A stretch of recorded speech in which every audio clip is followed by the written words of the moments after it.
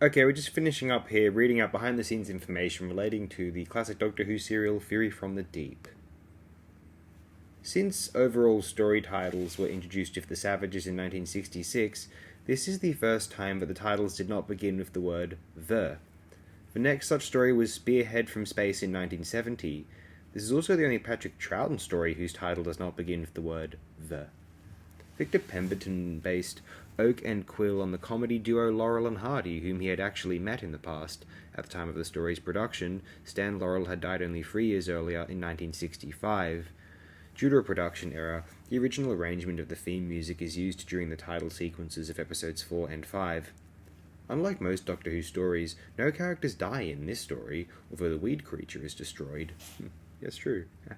The story's writer, Victor Pemberton, previously appeared as Jules Forer in the Moon Base. He is the first person involved in the series as both a writer and an actor, and would be followed by Derek Sherwin, Gwyn Jones, Mark Gatiss, and Toby Whithouse.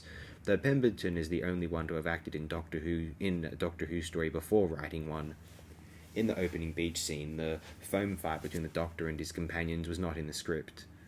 A subplot in episodes 4 and 5 was removed that involved the weed creature attacking a conference, as it could now traverse the entirety of Great Britain's network of natural gas pipelines. That'd be a great sequence, if executed effectively at least.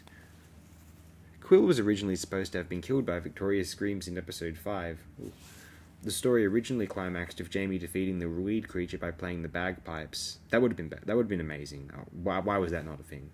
Patrick Troughton kept dropping the sonic screwdriver prop due to the cold winter weather, so the whistle from Deborah Watling's life jacket was used instead. I think we went over that a bit briefly in the previous one. Anyway, in the animated version, a wanted poster with a photograph of the Master is visible on the notice board in the office of the guard, who refuses Maggie Harris access, as well as in the impeller room. This poster was also present in the animated version of the Faceless Ones. Another in-joke appears in episode 3. When the Doctor, Jamie, and Victoria are studying the seaweed in the TARDIS, one of the test tubes has RR200 printed on it. This is a reference to the fact that RR was the production code of this story and that episode 3 was the 200th episode of Doctor Who. Now, this one. A similar in-joke is the serial number on the impeller shaft, 23179239-43. According to Gary Russell, this is a reference to the internal BBC codes for the scripts for these episodes, of 23179239 being the code for episode 1 and 23179243 for episode 6.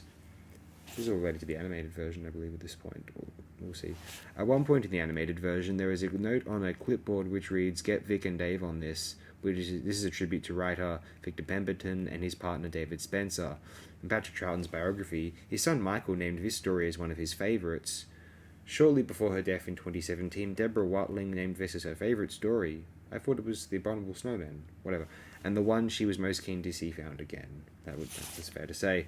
Victor Pemberton took inspiration from the UK's emerging interest in natural gas, which had recently been discovered in abundant quantities beneath the North Sea. Van Lutyens was originally named Lutyens. Okay, Victor Pemberton was initially very unhappy about Derek Sherwin's changes to his scripts and considered having his name taken off the scripts. Ultimately, he accepted the changes. Victor Pemberton considered giving Oak and Quill their own spin-off series. Patrick Troughton refused to participate in the sequences involving the helicopter due to the close proximities of the cliffs, so he was doubled in these scenes by pilot Mike Smith. The Doctor was originally supposed to use a regular screwdriver to inspect the pipeline on the beach, but Michael E. Bryan suggested that the scene would be more interesting if he had a special screwdriver which operated using sound waves. Well, that was discussed earlier. I think we'll close it here. That's all the behind-the-scenes information listed here. Thanks again, good and dear friends. Join us again for episode 4 of the Retrospective. We shall be discussing more about this weed creature and the Doctor Who Wiki TARDIS data cores information regarding this specimen, this peculiar species. Thanks again, my good and dear friends. Appreciate it very immensely.